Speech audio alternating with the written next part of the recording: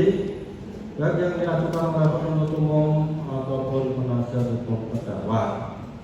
Menimbang bahwa memperhatikan pertimbangan di atas, majelis hakim berpendapat eksepsi penasihat hukum terdakwa haruslah dinyatakan ditolak. Menimbang bahwa selanjutnya keberatan ketiga penasihat hukum terdakwa adalah surat dakwaan bantuan demi hukum karena jaksa penuntut umum melakukan manipulasi hukum berupa penyelundupan pasal di dalam menyusun surat dakwaannya sehingga merubah substansi delik yang awalnya delik umum menjadi delik aduan, di mana penasihat hukum terdakwa menyampaikan alasan eksepsinya yang pada pokoknya sebagai berikut. Bahwa terdakwa Nikita Mirzani saat ini diajukan di persidangan Pengadilan Negeri Jakarta Selatan didasarkan dengan adanya surat dakwaan jaksa penuntut umum dengan nomor register PDM 154-CKTSL-EO titik 2/06/2025 tanggal 5 Juli 2025, yang mana dalam surat dakwaan pertama alternatif kedua jaksa penuntut umum menyebutkan tentang Nikita Mirzani melanggar ketentuan pasal 369 ayat 1 KUHP bahwa selama dalam proses hukum di tingkat kepolisian terkait adanya laporan polisi tanggal 3 Desember 2024, penyidik yang menangani perkara hukum melakukan proses hukum terhadap terdakwa Nikita Mirzani berkenaan dengan pasal 368 KUHP. Bahkan pertanyaan-pertanyaan yang diberikan oleh penyidik yang menangani perkara hukum kepada terdakwa Nikita Mirzani yang dituangkan dalam berita acara pemeriksaan terdakwa kepada terdakwa Nikita Mirzani juga kepada para saksi termasuk para ahli semua terkait dengan adanya pasal 368 KUHP, bukan pasal 369 ayat 1 KUHP,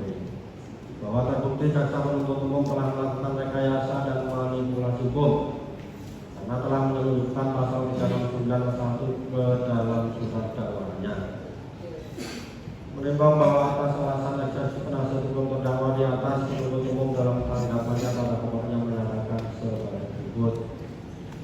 Penuntut umum tidak akan menanggapi lebih lanjut karena pada dalil eksepsi ini tidak bersifat eksepsional karena sudah menyentuh hal-hal di luar lingkup materi eksepsi sebagaimana pasal 156 ayat 1 KUH. Bahwa terkait adanya perubahan pasal, penuntut umum menyatakan pasal 144 KUHP adalah khusus mengatur tentang perubahan surat dakwaan oleh penuntut umum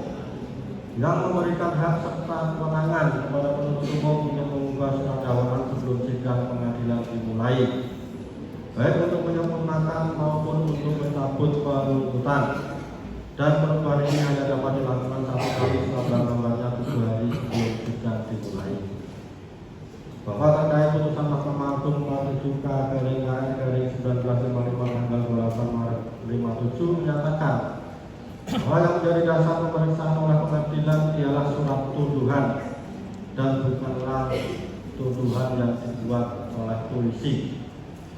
Begitupun secara ekspresif verbis dinyatakan dalam pasal 182 ayat 4 Undang-Undang Nomor 8 Tahun 81 yang pada pokoknya menyatakan musyawarah terakhir untuk mengambil keputusan harus didasarkan atas surat dakwaan dan segala sesuatu yang terbukti dalam pemeriksaan di sidang. Bahwa selanjutnya memperhatikan asas dominus litis, di mana asas dominus litis berarti jaksa penuntut umum adalah penguasa dan pengendali perkara atau pihak yang memiliki kewenangan penuh untuk menentukan apakah surat perkara pidana akan dilanjutkan ke pengadilan atau tidak. Asas ini menegaskan bahwa jaksa memiliki kendali atas jalannya suatu perkara pidana, mulai dari tahap penyidikan hingga persidangan. Menimbang bahwa terkait eksepsi ketiga ini masih sama majelis hakim sependapat dengan penuntut umum dan merupakan kewenangan penuntut umum setelah memperhatikan riwayat perbuatan terdakwa untuk menentukan bentuk dakwaan dan pasal apa yang dikenakan kepada terdakwa. Menimbang bahwa memperhatikan pertimbangan di atas, majelis hakim berpendapat eksepsi penasihat hukum terdakwa haruslah dinyatakan ditolak. Menimbang bahwa selanjutnya eksepsi keempat penasihat hukum terdakwa adalah surat dakwaan dalam hukum atau dinyatakan tidak dapat diterima karena jaksa menuntut umum mempersamakan subjek hukum orang dalam hal ini manusia dengan subjek hukum perseroan garing perusahaan sebagai korban, di mana